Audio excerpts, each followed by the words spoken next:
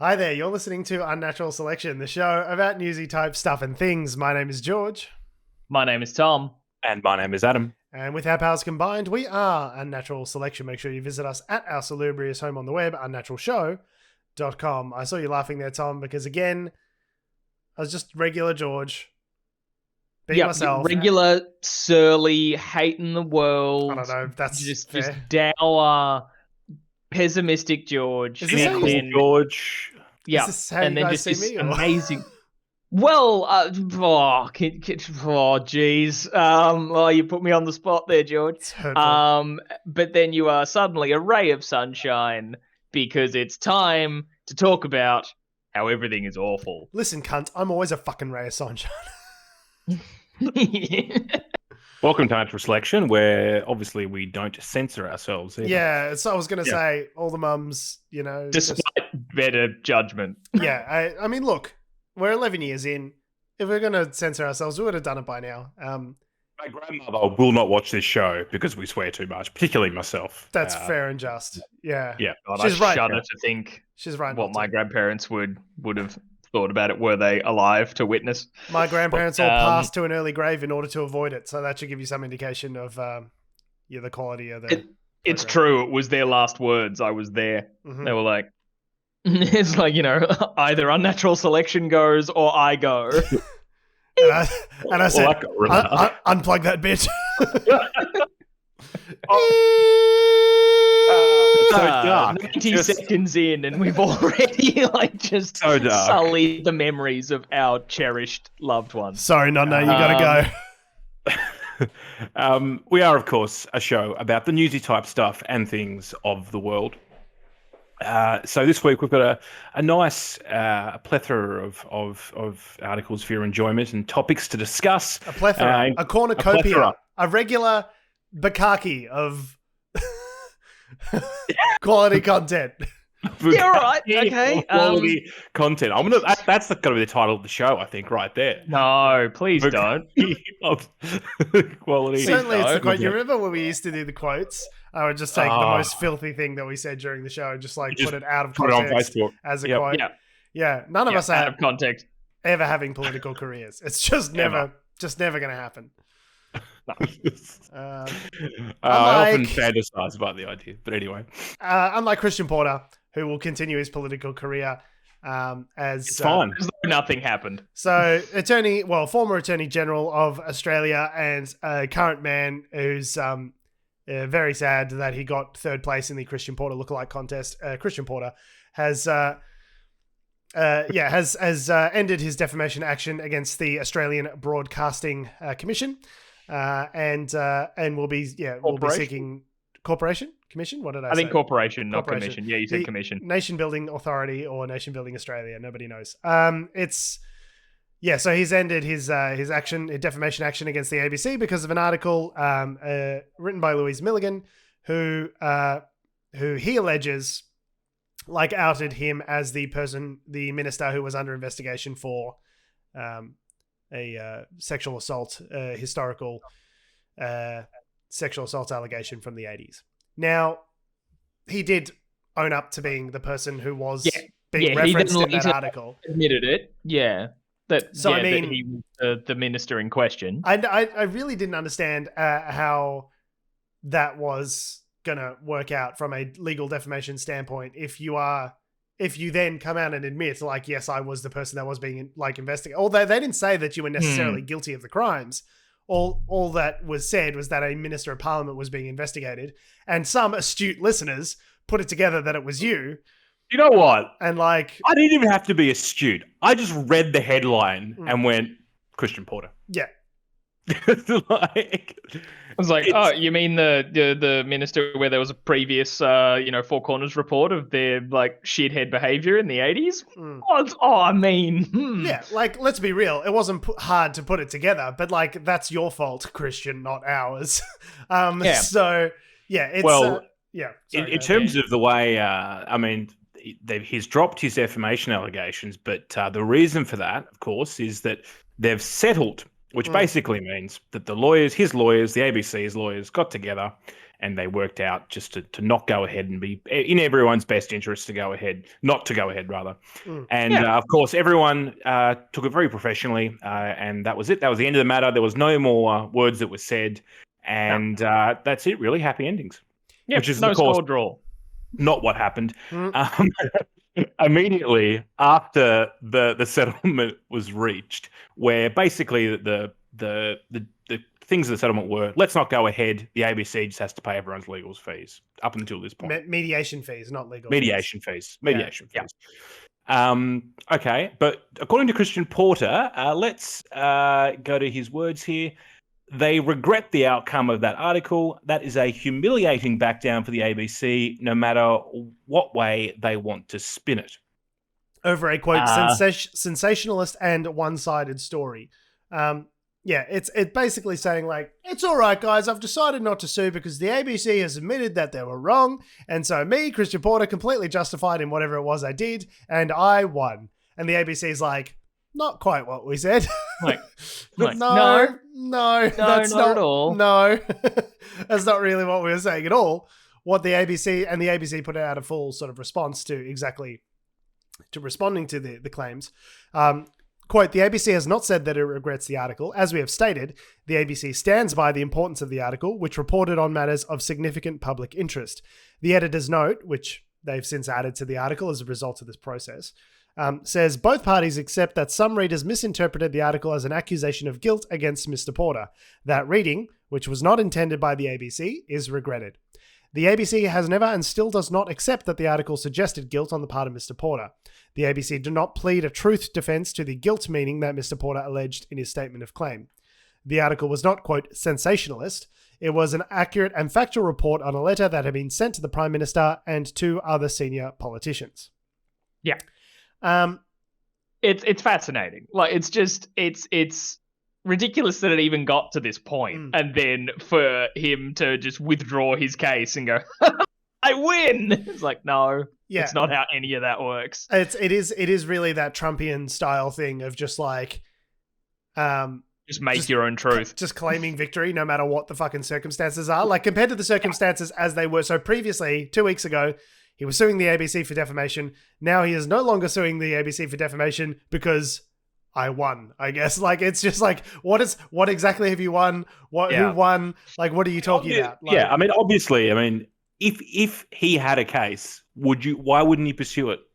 Like, if he thought he was going to win, he just wants the headline of him saying, like, that they back down. Right? So that's why he came out and said it was sensationalist. They regret what they said because a bunch of people are going to see that headline. They'll just see the thing, like ABC backs down. It's like the ABC's like, we were just standing here. Like, you tried to sue me and now you are no longer suing me. And I guess that's a victory for you because you win the headline, you win the battle of perception in the mind of the public, in the mind of the media. And then that's it. That's the goal's been achieved. So he also had a bit of a, oh, sorry, Adam. No, you go. Oh, I was going to say, well, the other blow, like, because Porter had a blow in this sense, in the case where he lost his barrister because the barrister who was representing him had to withdraw from the case because before taking Porter's case on as a client, they had also just given advice on issues related to it to a woman named Joanne Dyer, who was a friend of the deceased complainant in the assault allegation from the 80s. So it's like, hey, you can't do that. And I think actually initially the lawyer was like, oh no, there's no conflict of interest. And then people are like, there's a bit of interest. And they're like, all right, I'll go. Turns out he also losing his counsel might have been also a bit of a, I don't know, like you lose your counsel, then you back down. I don't think you won. Yeah, but believe it or not, it's not an episode of Suits. Like, there's more than 5 lawyers in the country. You could just easily go and just retain another lawyer. It should not be a big deal, but it was. The question I have is, and because when they recently reshuffled the ministership, one of the things was that just he would be apropos of stepping nothing. down. Just no reason that he's leaving the attorney. It's not because of all this scandal. It's just because we're just doing just playing a bit of musical chairs. So it's a fun thing that we do when everyone's performing admirably in their roles at work. We just switch job titles every so often. Yeah. The condition that was put to it was that he has to focus on his upcoming legal matters, and there would be a sort of conflict of interest, or it wouldn't be professional if he was doing both at the same time. The highest law officer in the land litigating a case, being involved in a defamation case against the national broadcaster? No, I don't see any issues there. That certainly wouldn't be a fucking literally a case that you would see in a legal book in the future for like classic conflict of interest examples. So. I mean, the way the Liberals tried to spin it was, it'll only be temporary, effectively. I mean, but the way they've now sort of positioned everything, it's like it'd be pretty hard for them to flip that back, not only from a PR standpoint, but also from like a practicality standpoint. Like all the new ministers have now sort of been aligned, and they've now sort of tried to move past a little bit. They've sort of, from a PR perspective, the noise is starting to die down now from the whole Could you imagine? Saga. Guess who's back? Back again. Porter's back. Tell a female friend. I would not be surprised if he walks into ScoMo's office and is like, bro. Hey, buddy.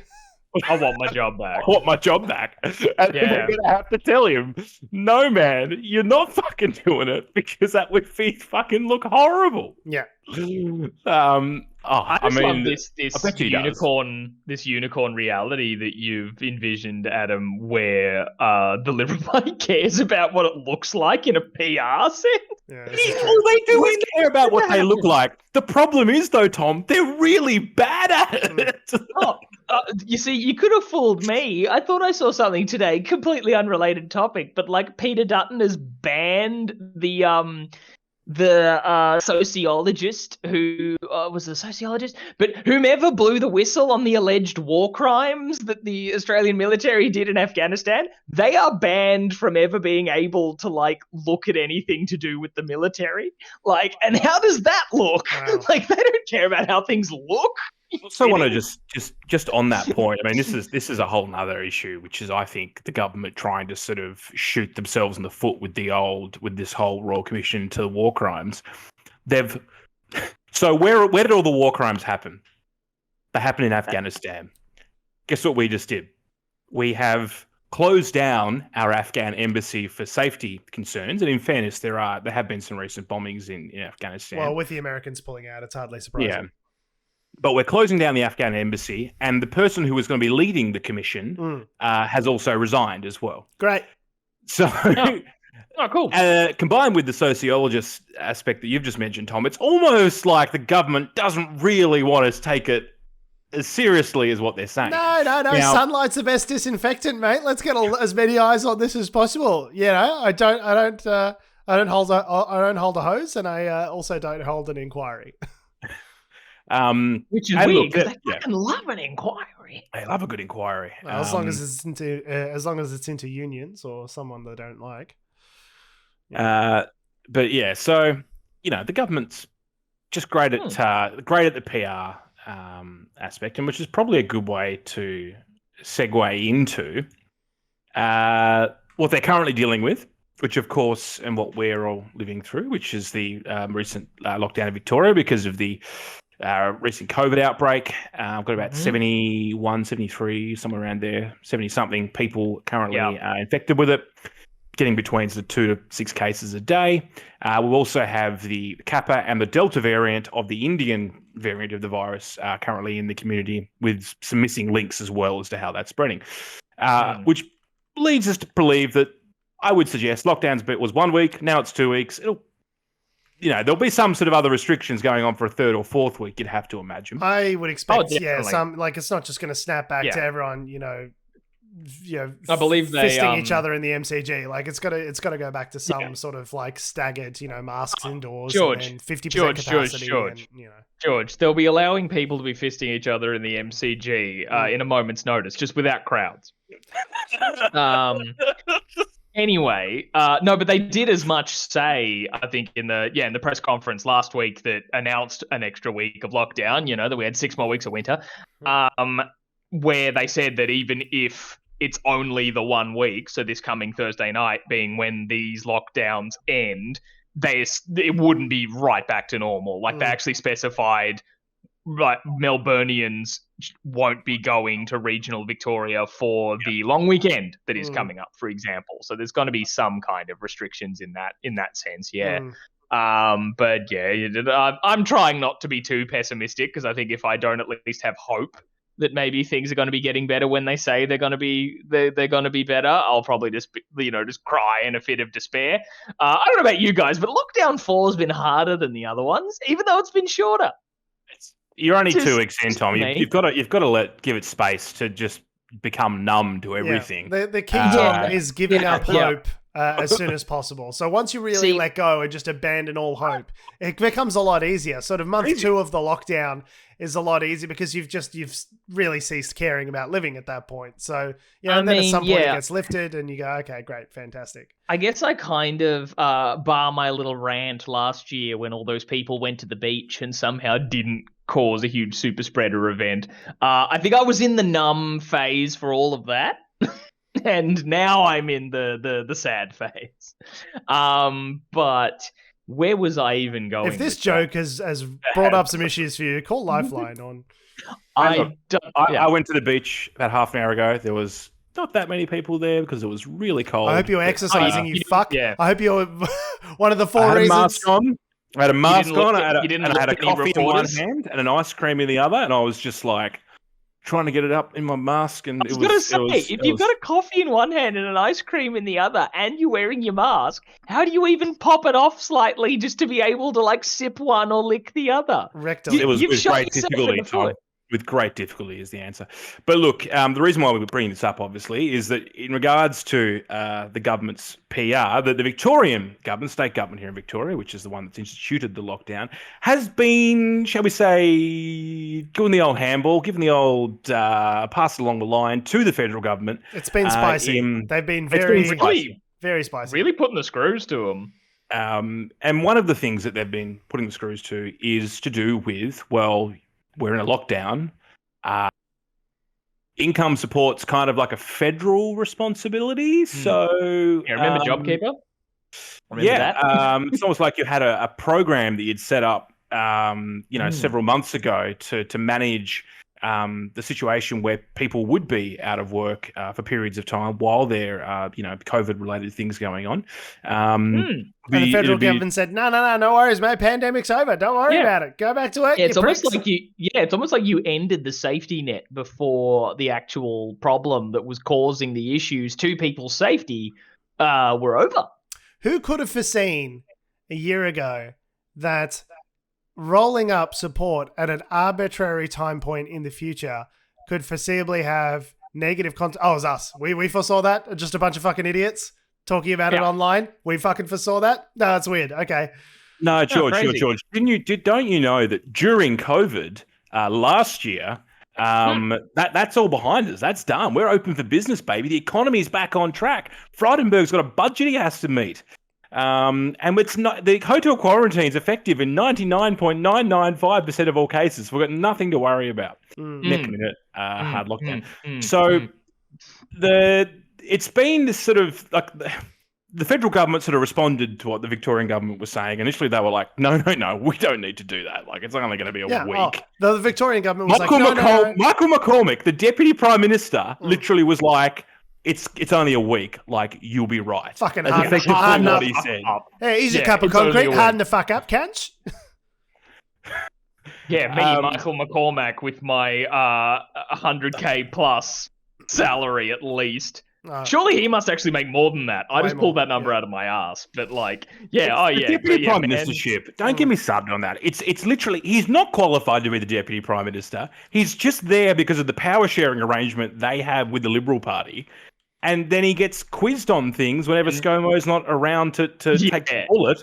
It's always so funny whenever the Prime Minister's out of the country. So then it's like, oh, okay, all right, Michael, you're in charge while I'm gone. Is when every journalist ever is like, fuck, we got to ask Michael McCormack about whatever's going on. So total salary for Michael McCormack, you ready to cry? Oh, yep. $433,000 per annum. What the I'm glad you said that before I sipped my whiskey, because I would have spat it out. Yeah, well, it's because he's deputy prime minister, right? So the prime minister obviously makes the most, and then it sort of filters on down from there. Yeah. But the average minister's earning sort of 200 and 210, 211,000. What a salary to get purely because Barnaby Joyce couldn't not shag his staff. And that's literally the reason why Michael McCormack is deputy PM is solely because of that reason. Well, because of that scandal, and they had to get someone else. I mean, of course, the flip side is if we didn't have Michael McCormack as deputy PM, then Barnaby would probably come back and become deputy PM because he's got the ground root support, and the National seem to think he's some sort of farming Jesus that's come out of the ether. But he feeds his cows on Christmas Eve. Didn't you see the video? I think we played it at the time. It's amazing. Look it up after you've finished listening to this episode.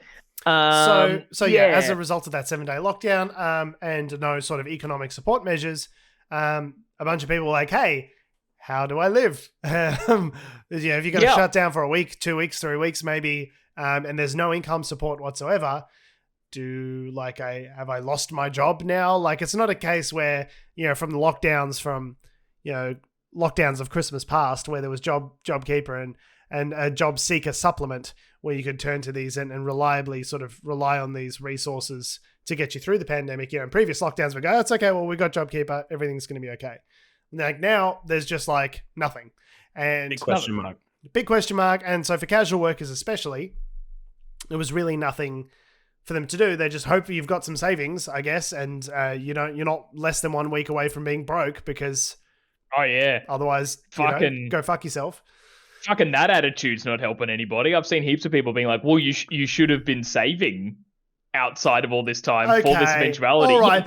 Because Australians are such fucking good savers, by the way. All the people critiquing people in these articles be like, oh, I should have worked harder, should have had a better job, should have been rich, should have had a dad that was give you a bunch of money. Like, Australians are notoriously bad at saving. We get money and we spend it. During the stimulus of 2008, people were criticizing people who got government stimulus money during the global financial crisis because the first thing that they did was turn around and spend it on flat screen televisions. It was like a bonanza. People going down to the electronics store, going down to Harvey Norman and picking up flat screen TVs, which, by the way, is what economic stimulus is supposed to do, is you're supposed to spend the money, which was kind of the point. But aside from that, not to mention we're the most debt leverage per capita country. Yes, we're terrible at this. We're a consumer economy. That means we constantly spend more money than we have. That's what the economy is predicated on. It's got, oh, you should have saved your money. Why are you fucking Dole bludger? It's such a, most people, I remember hearing some stat where it was like,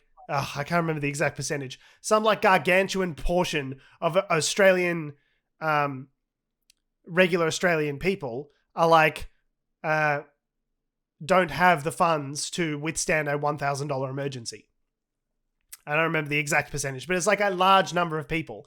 And it's not because they're fucking lazy, all right? It's not because they're shit at saving. It's because living expenses are up here and the money that they're able to make is here. And so they're always living hand to mouth, just teetering on the fucking edge and never getting ahead. And that's because of casualization of labor, things like work choices promoted by, let me check, which party? Oh, this current mob who's in power are the exact ones that want to loosen worker protections, allow this casualization of labor, break down the kind of entitlements and leave schemes that might otherwise buffer people from these kind of issues coming up, like annual leave and sick leave and those kinds of things. No. It's all, subcontracting for Uber on the weekends and working 3 fucking jobs and, cash in hand. That's what people are reduced to because the union movement has been completely eroded over the last 20, 30 years. It's infuriating. It's almost like it's disincentivized wage growth somehow through all those measures. It's the weirdest thing that this Liberal government is so keen on helping their mates in big business to the exclusion of everyone else. It's certainly not like they've done that before. But that being said, by the end of the week, so this is 3 days ago, they've done an about face, and they have now worked out that maybe we should do something about it. And there is now a payment scheme in place. The details, I think, are still being fleshed out. But effectively, as of tomorrow, like it's currently not in place now. It starts tomorrow. I find it. I hope you've been all right for the past. Yeah, I hope you didn't die. 9 days. Hope you've been fine. Hope you didn't really need it. Not to mention the other lockdowns, the previous lockdowns in other states. So you've got, South Australia, New South Wales had one over Christmas, I think, for a period, or certain parts of New South Wales did. Brisbane, maybe a couple months ago. I just don't understand. I don't understand how you can make the moral argument that you can turn around and say someone who has no support, who is legally prohibited from working, just needs to live on dust.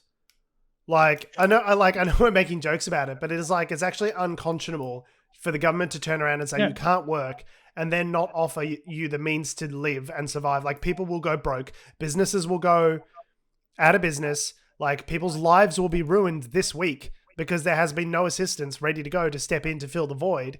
And it seems the government says let them eat cake. It's how can you be so completely out of touch with your constituents? Your job as a politician is to get votes. Which votes are you getting by telling people they can fucking starve? Go fuck yourself and die. Fucking plebs.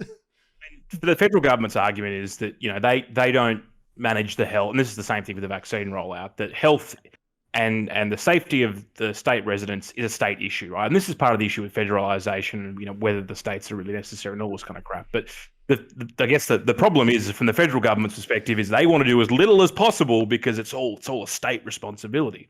But of course, the fact that they control whether or not JobKeeper is a thing, that they control how the vaccine's rolled out, that they control all this shit. It's a state issue, but we're the one who has the authority to do anything. Yeah, mandating that people that work in aged care facilities should be vaccinated. Get vaccinated. And the federal government's we don't even know how many of them are vaccinated. It's isn't this this is your job. This is your responsibility. How do you not even know, at the very, the most basic functioning of government level? You are just the cunts with the money. Just hand out money, and then the states will do all the actual real work of governing. That's all you need to do, is sign a bunch of fucking checks that you don't even need to cost, because we're living in such a low interest environment. You're just putting it all on the fucking credit card anyway, and then voters will return you for it. This is the thing, is voters like governments that are spending a bunch of money right now, and we'll get them and we'll vote them back into office for helping them out during the pandemic. So it's not like there's even a real cost to you,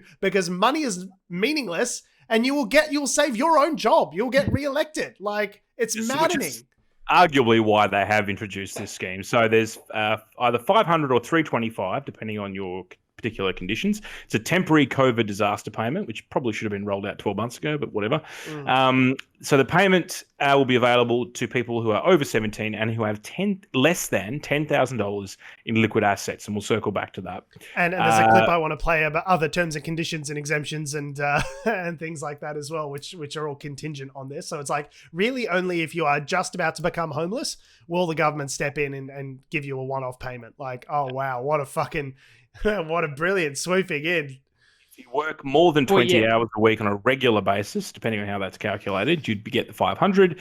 If you work less than the 20 hours a week, you'd get the 325. Yeah, because if you work less than 20 hours, you will starve to death less than the other one. Than if you work more, I guess. Well, yeah, and I suppose should we mention the more personal side sort of thing, because the AC, for example, talked to people who had their work affected a lot by just the 1 week of lockdown, one of whom is a friend of all of ours, Susie, who has been on the show before, who has 4 jobs, I believe, across just her modeling and also other just casual employment, all of which dried up because there's a week of lockdown. That's how, even when people say, you should have gotten a better job or you should be working more and all that sort of stuff, someone with 4 jobs lost them all. And it's not just that. If you're engaged in a career, so Susie's a plus size model. She also does visual merchandising, and she's a salon manager, a social media content creator. She does a lot of different things, and all of them really have dried up as a result of this pandemic, and that's not her fault. And the thing is, a lot of these effects from a lockdown are durable. Okay, so say lockdown ends tomorrow.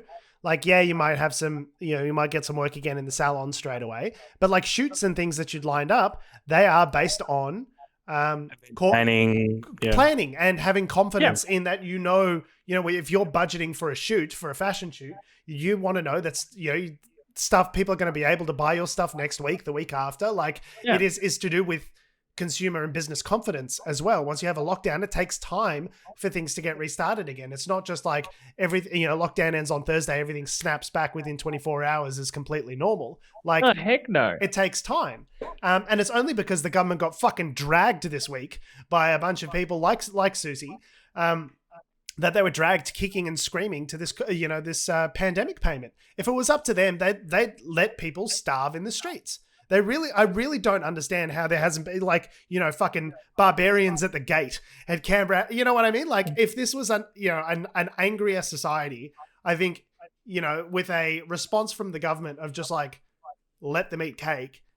Like in other eras, like we'd get out the fucking guillotines. Like, you know what I mean? Like you can't just say, to a whole segment of the population, 500,000 people in Melbourne, in Victoria, it's estimated, are casual like this and need some sort of support.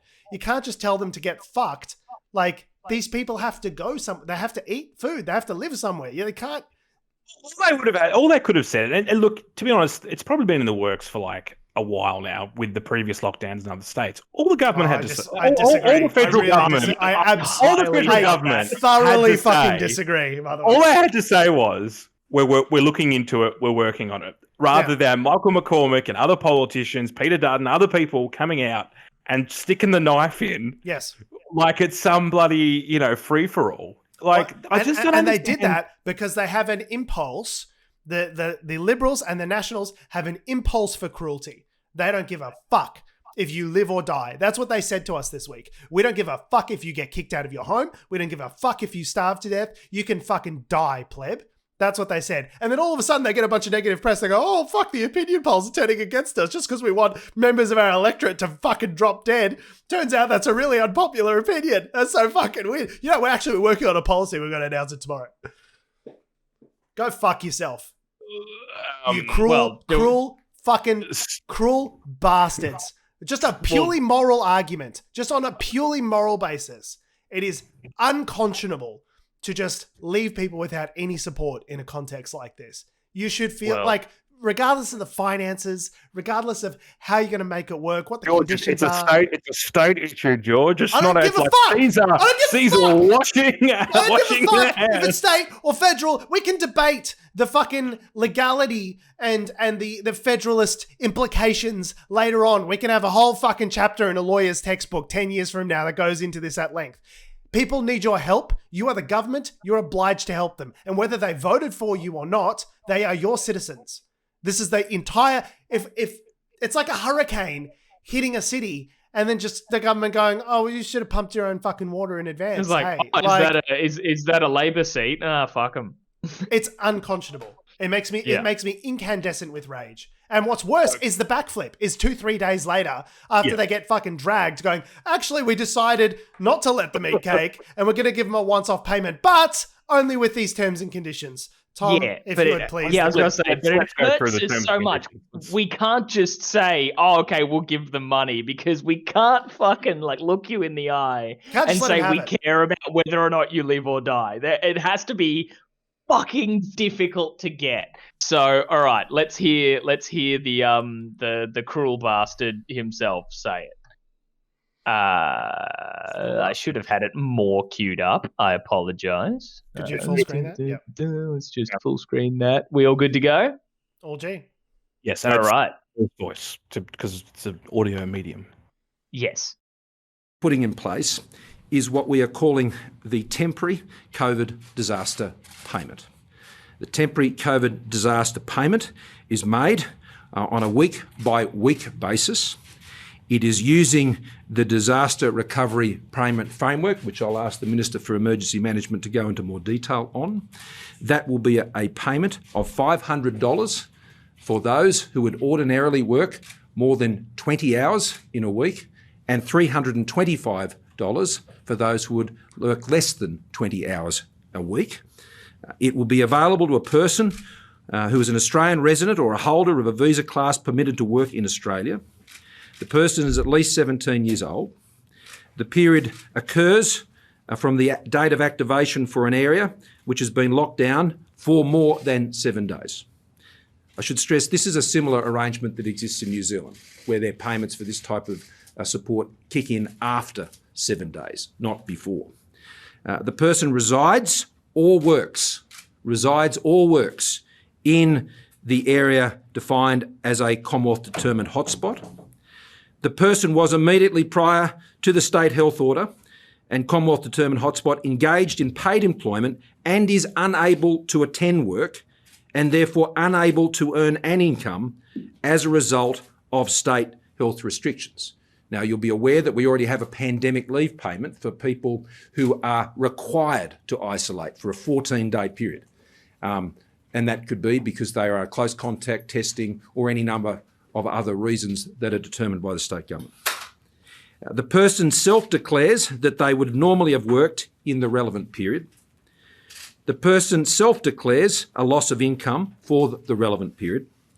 The person will not be required to use annual leave, but must have sufficient must have insufficient other appropriate leave entitlements, including special pandemic sick leave, and have exhausted those entitlements. So you don't have to get into your annual leave, but if your employer is already providing you leave for these types of purposes, then it's reasonable that people would use those in these circumstances.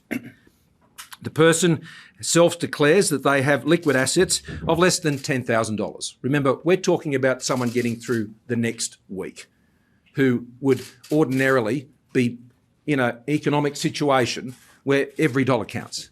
Where those have independent means of supporting themselves for a week, then I think they would agree that reaching out for Commonwealth taxpayer funded assistance is not something they would consider reasonable for such a short period of time. The person must not be receiving an income support payment or pandemic payment. So if you're already receiving support through the social security system, you're on JobSeeker, remember where we've relaxed the rules around JobSeeker, well, you're getting your support through that channel. If you're already getting support through this channel is not available to you. And the person must accept and acknowledge that they meet the above criteria with the possibility of retrospective compliance activity, as you'd expect, as we apply in all of these circumstances. The list just sort of keeps going. Now, it just keeps now going and going and going. Obviously, it's reasonable to expect that it's only extended to people standing on their left foot, and if Taurus is their rising sign. Now, of course, Pisces will be excluded, but every Cancer only, and only on a blood moon on the first of the month. So yeah, I think those are pretty transparent set of conditions there. And I love the idea that there's further, they're that bit at the end that he just throws in there. They're like, oh yeah, and with the understanding that we could fucking change the rules at any point, and there'll be enforcement action, and we could call you up at any point in the future and just be like, hey, where's that fucking money? Give it back to us. It's always like they said that they would have a look at your eligibility for it because it's self-declared. Yeah, and for the purposes of what? For clawing it back, right? Not for the purposes of going, hey, good job, you are definitely eligible for it. High five. And by the way, this implication where it goes, oh, we all agree that if you could self-fund for a week, that those people shouldn't be eligible for Commonwealth taxpayer funds. And you want to feel like screaming, they are Commonwealth taxpayers. These people who have been working jobs and paying money in tax are the Commonwealth tax. We are the people that are paying into this fund. You go, no, not those hardworking taxpayers over here. We shouldn't expect them to foot the bill for these fucking layabouts who are choosing to be legally confined at home and not allowed to work. It's like we are all the same people. We have the same people that pay the money into the tax system, and it's completely reasonable if the government prohibits us from working that we should take some of that money out to give back to those people. It's our money. It's not your fucking money. It's our money. Sorry. Yeah, and the thing that shits me so much on that was the implication of the liquid asset testing kind of stuff is such a is so frustrating because I get it if someone's like got millions of dollars stockpiled in savings. Yeah, you know what? You're all right. But just to do it like, oh, you have to have less than $10,000. It's like, oh, okay, so if you've got $15,000. Yeah, go fuck yourself. Saved up. It's like, oh, no, okay, you have to dig into that savings, which was probably hard for you to get. Like, the idea of me saving up like 20 grand or something seems like an insane, like prospect to me sometimes. So, but you're telling me that I wouldn't, if my job just dried up in all of this, that I wouldn't be entitled to do it. It's like cripple what savings you have. To then be eligible to then survive a week rather than be getting this payment from the government. $10,000 income and savings is relative to exactly precisely. It depends on your cash flow. Adam. So you might have a situation where you're about to move into a place, right? And you've got to pay a bond, which is a couple of grand, and another couple of grand for the first month's rent. Maybe you have to buy some furniture, and well, fuck, $10,000 is actually not that much money now. And it's been depleted because during this 1 week of your life, you're moving from one situation to another. And I guess the government in that instance says, well, you've got $11,000. You're fucking rich, mate. Go fuck yourself. Says the minister's earning $200,000 to $500,000 a year. It's insane. Like, it's so fucking frustrating. Like, for example, my partner. This will be refined over time. Like, I've got a funny feeling these rules will flex a bit. Why do you think possibly? What of anything that the government has done, this fucking run and gun spray and pray policy that they've engaged with for the last 3 terms of fucking government, what makes you think that they're ever going to come back to this conversation unless they get dragged in the media for it? They will happily never ever speak of this again if given the option. Yeah. There's going to be no review. There's going to be no inquiry. This is like just to get the fucking press off our backs for this fucking week, and thank Christ no one's ever going to fucking bring it up again. This is not the kind of like well thought out, longer term planning ahead for the future, building the nation of, this is, okay, what do we need to announce for these cunts to back off us? This is the policy. And that's why I laughed hard when you said like, oh, they've been planning this for a while, because they clearly just fucking came up with it on the spot. I would say that in the, because there's the government and then there's the departments, I would suspect that there would have been discussions at some point, whether it be at a state level or a federal level, some sort of proposal for income support. It's just whether or not the ministers have picked that up from the department. Yes, to but actually the problem with this government, and this is an ongoing problem which we've discussed before, is that yes, there might be people in the bureaucracy that are planning ahead and putting these sorts of things together. And that's why they had a plan to reach in for at the 11th hour when they needed one. But the problem is none of these good ideas, none of this good governance is getting surfaced to the ministers, because this government has a culture of not fucking listening to any of these people in the departments or actually undertaking any of the work. They don't care. They like, it is simply the case that they do not give a fuck whether we live or die. Like, it really is as simple as that. They don't care. It's not that they don't know or they're not engaged in the process. We're not stakeholders. We're not donors. We don't work in big business. And so they literally don't give a fuck if we live or die. It's a strong point of view, George. I don't know if I'd go as far as that, but they don't think about the moral.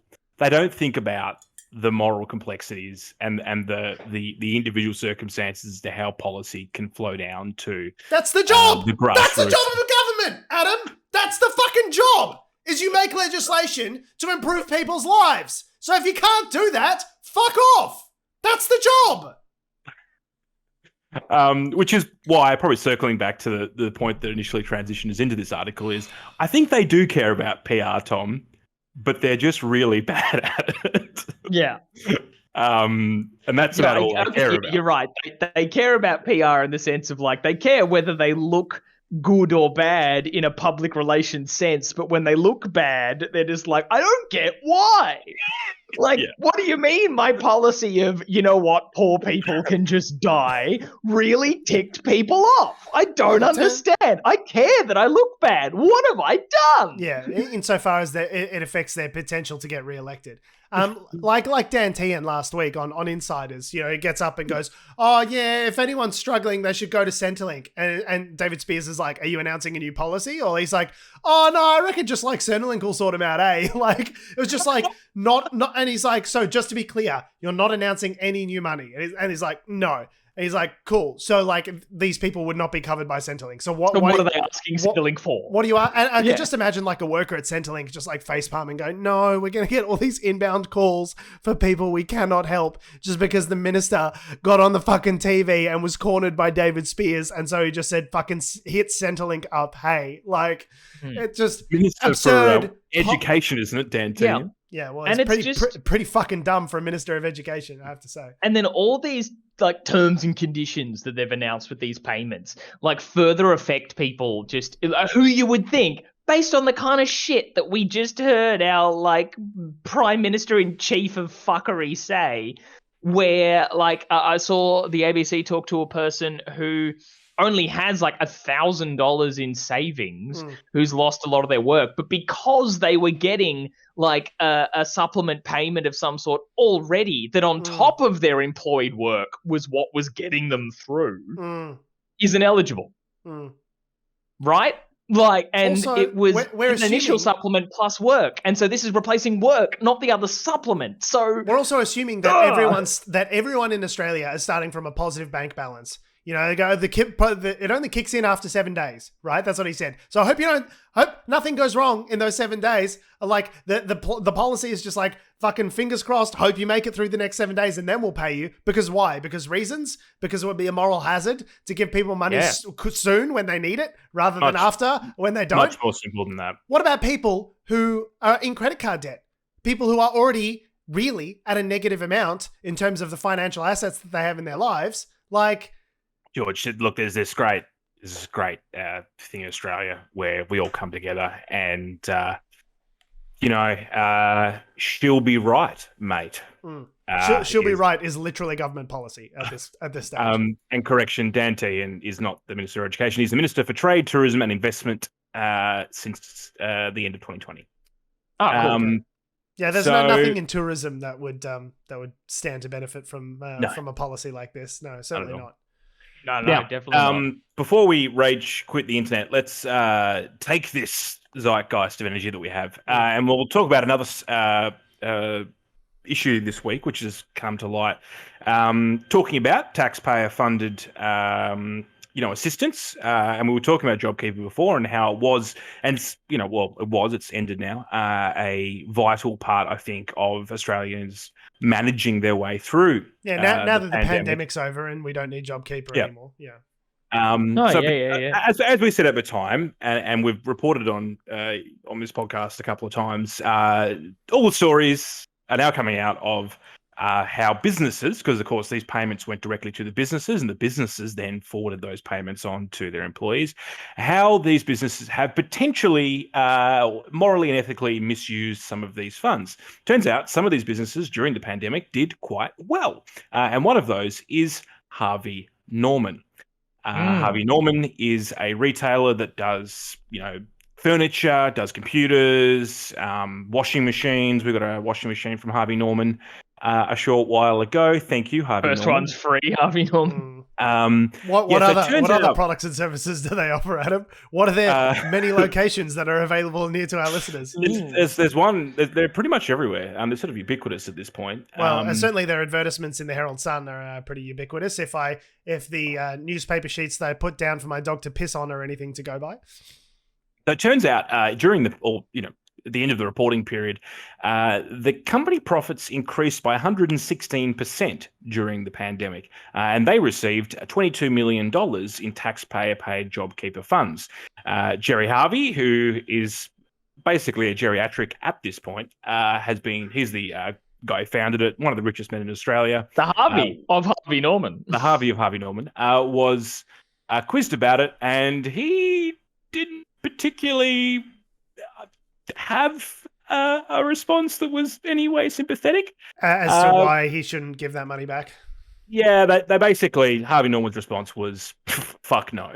He said it was only a small amount that we received, so drop in the ocean.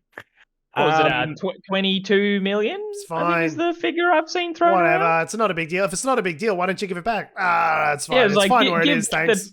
Can you give back the 22 million? Give what back? And then that's it. Give what back? And so that kickstarted a bit of a social media storm where Meanwhile, where's the criticism from the Liberal government about the taxpayers' money that's been put to bad use? Fucking nowhere in sight. Obviously, if they're handing payouts to their mates in big business, that's totally fine. That's the system working as expected. No talk about taxpayers getting rorted in this situation, even though the federal government has handed $22 million to a company that didn't need it, that has more than doubled its profits over the course of the pandemic and could easily give it back. No, the government's nowhere in sight. But remember the government that created an algorithm that clawed back welfare payments from people who didn't even have to be paying it back, causing a lot of mental health issues and suicides and things like that. Oh yeah, why aren't they clamoring to claw back $22 million they didn't have to spend? $22 million that'd be great just to funnel into this COVID payment, like this lockdown payment we've been hearing about. To be clear, one company. This is one company and one example, by the way. The car companies in particular did very well. They're an example, but when they announced JobKeeper, and you look, it was policy on the run, but it was a needed policy on the run, and there are always going to be these things that happened. There is no burden. I don't know what rules there are around. There's no rules or recourse from really businesses to pay this money back. As far as has been established thus far, it hasn't really been tested in the courts, but it's really just on the company as to whether or not they have a moral obligation to pay it back. And of course, companies... Spoiler alert, yes, they absolutely do. And of course, companies are well known for having to be able to hand out large sums of money because they have a moral obligation apropos of nothing. I don't get it. I don't get why there's this different standard for people... on the cusp of poverty, $1,000 away from being broke, there's this standard applied to them.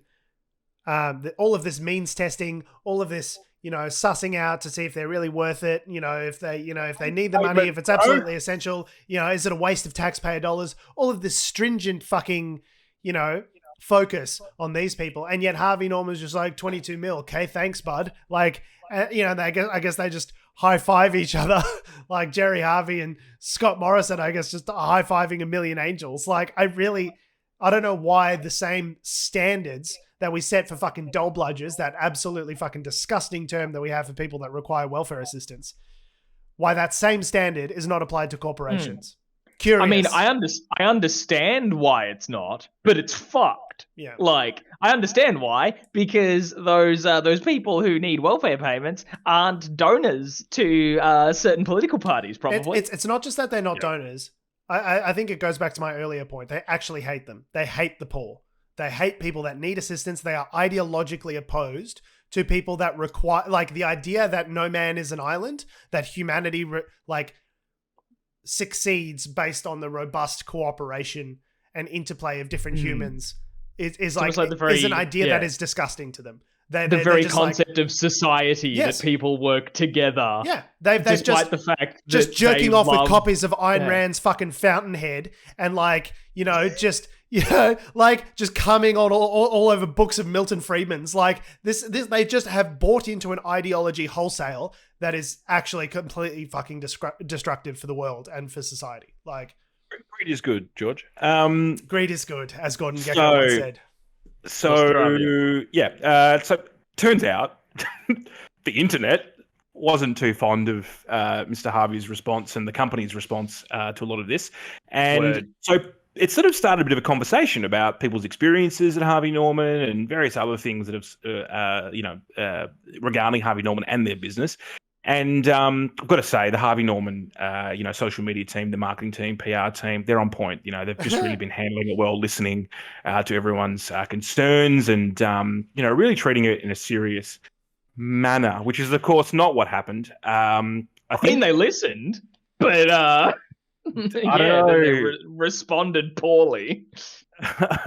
They've listened, they've not learned, and they've blocked people was the main thing they started doing. They started blocking people. So the social media people, I saw posts, it was a news story before even the social media accounts were deleted. Spoiler alert, they got deleted. But it was a news story before even that because people were like, why is Harvey Norman's social media page being so fucking cavalier? People are saying, this one... At Cisphysical on Twitter says, lol, Harvey Norman blocking people for talking about wage strikes. Working for your godforsaken company drove me to suicide in 6 months. Do the 50 people paid $200K a year to manage one account go fuck yourselves? I know what you do. That Sydney conference is a fucking mess. Like people having pretty real legitimate gripes against their treatment at Harvey Norman. Once this person saying that they were suicidal as a result of working at this company, and the Harvey Norman AU Facebook page, was it Facebook or Twitter, whatever it is, said Twitter. This one. Yeah. The response is facepalm and then wave. So it's like it was making news from like this weird like bye Felicia attitude that Harvey Norman's social media was taking to these people with very legitimate gripes and against the company, like just being like, which like blocking people is one thing because that's still like unless the person checks, it's a much more discreet, shitty thing to do to your criticizers. Whilst this was all like using A, emojis, and then B, the sentiment being like, well, fuckity bye then, don't let the door hit you on the way out kind of attitude. Which you never see from like the blue tick account for a business. It's so bizarre. It's just unreal. Like Carol, the social media intern who's getting like $49K a year, is just like, I'm just so ready for death. I cannot wait to quit this job. Like, I don't know. I'm trying to get myself fired, I guess. I don't know. I mean, it's probably that, I don't know, whether it is just one person managing the account, just going sort of rogue and going maverick, or whether I mean, surely this isn't part of a coherent strategy. You know what I mean? Surely not. I mean, unless they were just like, hey, we need to identify more with the youth, so let's have like that emoji sass in our responses to things. And like that sounds like a good idea. And I guess it's fine if like Louis Vuitton or whatever has a bit of sass in their comments. It's not okay if people telling you that your company made them suicidal and you're like, you know, red dancing lady, middle finger. Like, it's not. This is not appropriate responses by any stretch of the imagination. This isn't like people criticize, like, you know, saying like, I'll never shop with you again because you say you support gay people, and then you go, well, bye in emojis to them. You know what it reminded me of? That's it was like fucking off people who are trash, not like someone criticizing how you operate your business in a much more serious manner. It's like someone who worked in marketing saw a bunch of articles from like brands who are like sassy to their client. Like some clients like, I went to your restaurant and I got served, you know, a piece of food and it wasn't very good. I'm giving you 1 star and I hope you rot in hell. It's like they were responding to that kind of vitriol by saying like by being sort of sassy. And they saw a bunch of articles like that online of, you know, versions of that. And they're like, I'll try that. That'll absolutely work in my situation. There is literally a TikTok channel, I think, or an Instagram channel, one of those two, where a guy does that. Like he does sort of, you know, honest responses to common customer complaints. I know who you're talking about. And it's got that vibe about it, right? Yes. And he's blown up. Like his channel in the last, 6 months or something has gone ballistic. Hundreds of thousands of views and users and all that kind of stuff. But the interesting thing is that after all this sort of negative kind of stuff started to happen, the hashtag boycott Harvey Norman has now started trending on Twitter. And thousands of people have been like, I'm never going to shop there again. And the company, obviously getting out ahead of the story and really working hard, has just deleted their Twitter. Just deleted it. Just give it up. Fuck it, we'll do it live. Good. Even politicians, Adam Bant has been getting on the action and sort of criticizing them. And I think now the only thing was really interesting though is that they preemptively blocked people that had commented publicly about. So there was this push internally, you know, where workers at Harvey Norman were pushing for a 3.5% pay rise, and obviously, you know, the free market working perfectly has decided to try and push back and deny them this very modest 3.5% pay rise in the midst of in a context where inflation is 2%. So it's really like a 1.5% real increase in wages for a company that has doubled its revenue, 116% more last year compared to the year before. They've got money falling out of their pocket. They got $22 million from JobKeeper they don't need. They could literally just hand that money to their employees and call it a free win. But like they're blocking these raises for a very modest pay increase. It's just like, it's so grotesque It's like you can't even believe that these people are real. And then, so people like head of the ACTU, Sally McManus, the Australian Council of Trade Unions, for those who don't know, people like the Greens leader Adam Bant, and popular comedian Celeste Barber have all come out in support of publicly making statements saying, yeah, it's fair enough that these people who work at Harvey Norman should be entitled to a pretty modest pay increase. And they've been like preemptively blocked. Now they haven't like tagged Harvey Norman or like tweeted at Harvey Norman, as far as I'm aware, saying like, hey, Harvey Norman, you guys are a bunch of pricks. And therefore they got blocked. Adam Bant definitely. No, they have. After the fact. They've tweeted. After the fact. These people were preemptively blocked. Yeah. It's madness. So like they turned up to the Harvey Norman page work at Harvey Norman. that haven't like they've just commented on Harvey Norman publicly, and then they've like been pre-blocked by Harvey Norman. Like it's such a weird fucking vibe. Oh man, and yeah, I feel awful for their employees. So now to be able to get any comment, so there's apparently the staff operating the company's switchboards, the phone switchboard, have apparently been instructed to hand out the email address of Sharon Middlehurst, who was apparently an assistant to Jerry Harvey. And she's been to this news, so it's Yahoo Finance is the news article. She's apparently just been unresponsive. Oh my God, that poor woman. Oh, just for like the whole switchboard to be like, oh yeah, contact this person who's not even like Jerry Harvey causing like all like the huge furore. It's his assistant who's now going to be just fielding constant abuse. First thing, she's already Jerry Harvey's executive assistant. Isn't that punishment enough? I've got family that work at Harvey Norman, so like I hope that at the end of all this, somehow they end off with a I feel awful for the employees because like they've been asking for the modest pay increase as we were talking about, like, so A, they deserve that, and B, like, Jesus, I hope they're not copping too much flack from people in stores. Like, they don't make these decisions. They're just the people who needed JobKeeper. Like, they're the people who needed this support and assistance. That being said, I won't go into my experience at Harvey Norman when buying that washing machine. We'll leave that out of the conversation. Have you got some mates rates there? No. I got hilariously upsold. Anyway, mate. Wait, so you're saying you just like fell, like you were like you didn't. Our budget's about $800 to $1,000. We walked out paying something like $1,800 for the washing machine. Mate, you got sold. See, I don't know. It's a good washing machine. Let's not diss it. It's a lovely washing machine, but I got sold. I should fucking hope so for $1,800. Yeah. I was going to say, do you have anything else you want to comment before we? I just wanted to say, like, it's what you should wonder, like, it's a public company. Like, what are they going to do with this money? And because it's a public company, we know. So they're going to obviously they reported that the first half of the year sales climbed by 20% and contributed to a net profit after tax of $462.03 million for the last 6 months of 2020. So up from 116% on the same time period in the previous year, which we detailed. Harvey Norman said it would pay dividends totaling of $249 million, of which Harvey personally is set to receive $78 million due to his 31.4% shareholding in the company. So if you're wondering where that JobKeeper's money is going, a solid portion of it is going directly into Jerry Harvey's pocket. Jobs and growth. I don't know. Like, can you take it with you? I don't know. I don't understand these people. Once you've made enough money to cover your living, to cover reasonable expenses, to cover your kids' education, to cover having a nice house, what's the money for? Jet planes. I don't know. Honestly, I think these people are sociopaths.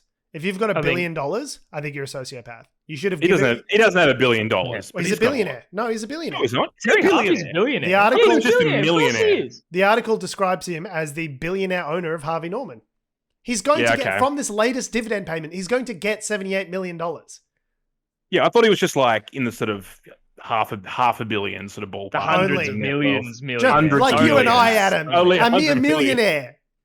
A mere millionaire. Yeah, I was going to say, George, in this economy, that extra money is for graphics cards. Yes, that's the only way you can get a 3080 is if you're a literal billionaire. Yeah, you want to build a sick computer, you got to be a billionaire. Anyway, Sorry, Harvey you've Norman, got to move us on. Harvey Norman, giant piece of shit. Adam, you were saying? Speaking of pieces of shit, there was some sort of, civil disturbance a couple of months ago, some sort of insurrection in the US. Oh, some of you might remember. just like an attempted coup in a way. And the main character of which was one Donald Trump, and perhaps one of the most well-known supporting characters of that was the QAnon Shaman. He was definitely a featured extra. A featured extra. Jacob Chansley kind of became the image of the thing. Like, they were like, oh, what was the insurrection like? And then they just show you this picture. Yeah, well, I mean, if you had to pick one photo from the entire insurrection, when you got a photo of the guy in like furs and bull horns with a painted face screaming on the floor of Congress, I mean, that's the money shot right there. So, yeah, definitely a recognizable symbol from the insurrection that occurred. Yeah, the article writes itself when you've got a guy wearing horns on the front page. Yeah. And this is a guy that was like, he got right into the middle of the US. Was it the Senate or the Capitol the Hill. lower house, Capitol? But he was there in the chamber, right? And he was there picking up the speakers, bits and pieces, chairs, walking around in front of it. Anyway, so obviously there's video of him, so people worked out who he was pretty quickly. Yeah, the horns make him somewhat recognizable. Him, along with 400 other people at the moment, are currently facing federal prosecution because of their roles around with it. But Jacob Chansley, as this guy's actual name is, he's got an interesting defense. Now, thinking outside the box here. His lawyers have claimed the dickhead exemption, which is the dumbass exemption. The dumbass defense, as they sort of put it. It's interesting. Yeah, that's is that the shit for brains clause under Section 142? Yes. Mm-hmm. Yeah. And also very Section 157. It seems that the attorneys that are defending Chansley are taking. Not so much as a defense, because, like, obviously, as you say, this video, all this sort of stuff, the sentiment that we get is that they're not gunning for he's innocent, like, he didn't do the thing, you've got the wrong man. Wasn't me, but they got me on the counter. Yeah. Wasn't me, but I did it on the sofa. Wasn't they're me. more trying to downplay and try to reduce any kind of punishment, right? So they're working on the idea that they've done a complete about face where now suddenly the QAnon Shaman is fully acknowledging how, holy cow, I was brainwashed by all the misinformation that's out there, peddled by the then president of the United States. It was very convincing. Like, I just bought into this crazy cult, and that's why I did what I did. And they say this isn't an excuse. This doesn't excuse the behavior, but it certainly explains it. He's as much a victim here as all the other people, right? This guy was suckered in, and a quote isn't from this the the lawyer, fucking Twinkie defense? The guy who shot Harvey Milk? Like, it's just his diet was bad. It was a very bad time in his life for him. And the quote from his lawyer is that misinformation is not a defense. It's not, but it will be brought up to say, this is why we're here. And the reason he, Chansley, was there is because he was a dumbass and he believed what he heard on Fox News. Yeah. Now, I just found this to be incredibly interesting. One, that, like, the guy, like, it wasn't the prosecutors calling this guy a dumbass. It's the people who are meant to be on his side are straight up calling him a dumbass. It's just delicious to see. But on top of that, it's just interesting to see them openly acknowledging in court that people like Fox News and the president were straight up complicit in this misinformation campaign around QAnon, around the election being rigged. It wasn't. But yeah, all that sort of stuff. It's just fascinating to see them now. Like, they're that desperate. It's also interesting because it implies, according to I think some of the statements he's made as well, this guy, Jacob, has done an about face. And he's now like, oh, yeah, I've come out, of the other side. And I'm a changed man. Staring down a prosecution over insurrection and treason and things like that. I don't know if he's been charged with treason. Sorry, I should probably correct that record. But it seemed like, facing charges such as these Yeah, I'd probably about phase 2, to be honest. I think that'd be a huge eye-opener for me, were I in his shoes. And this is not just an argument that's been restricted to this particular case. There have been a bunch of people that have been prosecuted for their role in the Capitol riots now that are also claiming very similar defenses. So the term of art now is foxitis, the idea that they've been watching so much Fox News that their brain has been poisoned. Now, Director of Vanderbilt Law School's criminal justice program, Christopher Slobogan, has said of this, quote, "It's not an argument I've seen win," which might be the most scathing thing a lawyer can say about any other lawyer. Like, that might be the meanest, that's like the biggest OG lawyer slam I've ever seen in print. Like, it's kind of a strategy. It's not a winnable strategy, is something my lawyer said. Like, I guess it's a strategy to be able to. It's like pleading guilty. You're mitigating the potential sentence that could be coming your way. So you're acknowledging guilt, and you're trying to mitigate whatever sentencing would be coming your way. Now, interestingly enough, when we've talked about this at length about the relationship between the way QAnon and the people at the Capitol riots were thinking, and how that equates to a cult-like culture, and certainly, I think it'd be interesting to see how you compare sentencing in this regard to other people that may have taken part in like previous, like riots or what would you call it, like cult activities in the past, and the prosecution of those kind of things. Whether it be, I don't know how many people survived things like Jonestown or the other kinds of massacres that have been around, or even the what's the one from Wild Wild Country, the Osho, the Rajneesh, where who allegedly poisoned the water of a whole city. Like there's how that stacks up with the activities. With the people who did the stuff on January 6th. There are still millions of people in America who think that the election was stolen. Like, that's a fact. They think it really is the behavior of a death cult. Like Aum Shinrikyo, which is a Japanese death cult, like tried to use chemical weapons attacks in the subway, and then I think they actually killed a few people. But yeah, similar sort of thing. It's just like this violent group of people that have self-perpetuating and indoctrinating themselves in this sort of closed loop. Gin themselves up to a stage where they were they tried to commit a massive act of mass terror, mass murder. It's really not that far away from what happened here in the Capitol Hill riots. The only distinction was that they weren't successful. Like that was the problem with the Capitol Hill riots. It's not that they didn't have the the fascistic, anti-democratic intentions. It's just they failed in their execution. And I think if they'd successfully gotten their hands on Mike Pence or something like that, they would have hanged him. They would have killed him. And I think we'd be having a very different conversation about it now. It wouldn't be minimized to the extent that it's being minimized by the Republican apparatus and by Fox News and all that sort of stuff. If they'd successfully murdered a couple of Republican lawmakers, we'd be having a very different conversation. But the fact is, it was only a Capitol Police officer that got murdered, so I guess it's okay. The line now from the QAnon conspiracy theory people is that it wasn't actually Trump supporters at all. It was Antifa dressed up as Trump supporters to make them look bad. Oh, they're framing us. Yeah, they're framing us. It's all a frame job. So it just shows you the lengths. There is no length that this conspiratorial disease thinking will not go to in order to try and get themselves. Because otherwise they'd have to self-reflect and it would break their brain. Yeah. I think it does open up a larger question about how, in this day and age where ideology is so polarizing, and not just with this kind of thing with conspiracy theories, and I'll talk about the UFO report that's coming out later in the month and that kind of thing, but also if you guys see that why we're polarized by Ezra Klein, good read. First one's free, Ezra. Also things like with Islamic militancy, for instance, and there was a good Inside episode in Australia here where they talked about how do you wind back that thinking? How do you unpolarize or unradicalize someone who has gone down the rabbit hole so far, and how do you potentially forgive them as well?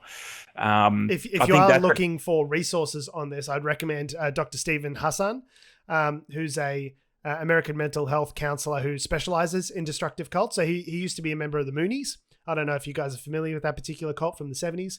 And he's since written a lot and gotten his PhD in, mind control and deprogramming and that sort of stuff. So if this is a area of interest for you, I'd recommend checking out his work because he's got good techniques. It's really just about what it seems like, to boil it down, a PhD, to way oversimplify what he talks about. It's about using the Socratic method, about not being aggressive, not challenging people and allowing them to dig their heels in, but allowing them to ask why, and sort of unpick their own ideology themselves. That's the only real way.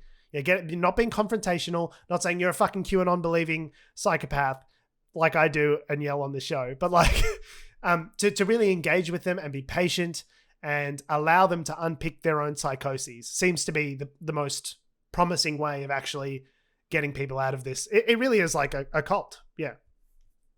So, of course, that doesn't save you from committing crimes. If you've committed it, you've committed it. Doesn't matter why you've committed it. Yeah. And it's a hard thing to do at scale, right? Like it's really easy to indoctrinate people at scale. It's a really hard thing to deprogram people at scale. It's the sort of thing that needs to be done on a person-to-person level by good faith, educated, engaged people, which sadly, a lot of these people who get indoctrinated into these cults in the first place, there's just a dearth of those kind of people in their lives to begin with. So, years and years before this whole QAnon thing gets unpacked, and there'll be documentaries about it, for years to come, and it may well get worse before it gets better. Well, fortuitously, Donald Trump has been banned for a further 2 years from Facebook. So hopefully that will keep some of the demons at bay, is if you can keep the main font of surfacing all of this misinformation down in the basement. Maybe people, might find the space in 2 years to sort of move on from it and maybe start to question these beliefs. But what fonts do you reckon Donald Trump is? Is he a Times New Roman kind of guy? More of a he's a Courier New for sure. Courier New, because nobody can fucking stand him. Yeah, what about Comic Sans? Childlike. See, I'd often say that his thought processes and just line of thinking is just pure wingdings. Who the fuck knows what he's saying half the time? I find that particular brand of fascism Helvetica bold. And on that note, we've been Unnatural Selection. We have been, we are, and we always will be Unnatural Selection. Make sure you visit us at our salubrious home on the web, unnaturalshow.com. Make sure you follow us on all the bullshit social medias that are ruining the world, that have, do, or ever will exist, at Unnatural Show. That's Facebook, Twitter, Instagram, YouTube, and motherfucking TikTok. Make sure you follow me on Instagram and Twitter at George Tsipos. You can follow me on Twitter at Tom D. Heath.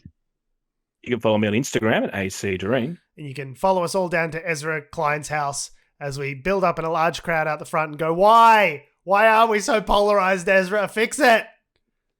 And he'll say, I can't fix it. It seems like a very unfixable problem. I go, why? Fix it, though. You wrote the book on it. Fix it, please. Thanks for listening. Love your faces. We'll see you next week. You guys are aware, speaking of Donald Trump and fonts, that there is actually a Donald Trump's handwriting as a font that you can get. It is called Tiny Hands. And it's that kind of always in capitals written in Sharpie kind of handwriting that he has. It's very funny. Ladies and gentlemen, we got him. We got him, ladies and gentlemen. It's a real thing. I could send you the font file to import it into your Microsoft Word. Roasted. Does it have one for Google Docs? Maybe.